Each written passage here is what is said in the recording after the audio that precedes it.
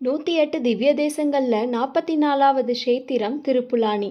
இந்த திருத்தலத்துக்கு புல்லாரண்யம், தர்பசயனம்னு பல சிறப்பு பெயர்களும் இருக்கு. கிருத யுகத்துல புல்லவர், கால்வர், கண்வர்னு 3 மகரிஷிகள் தர்பை புற்கள் நிறைந்த இந்த திருப்புல்லானி காட்டுல உலக நன்மைக்காக தவம் இருந்தாங்க.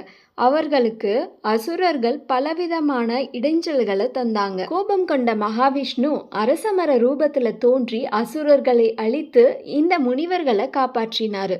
இதனால மகிழ்ச்சி அடைந்த முனிவர்கள் இறைவனை வேண்ட அவர்களுக்கு சங்கு சக்கரதாரியா அபயமுத்திரையோட காட்சி தந்தார். சீதையை தேடி ராமேஸ்வரம் கடற்கரை பகுதியை அடைஞ்ச ராமர் இந்த பகுதியில தர்பை புற்களை பரப்பி 3 நாட்கள் உபவாசம் இருந்தாரு. அதனால தான் இந்த தலத்துக்கு திருப்புல்லானின்னு பேர் வந்தது.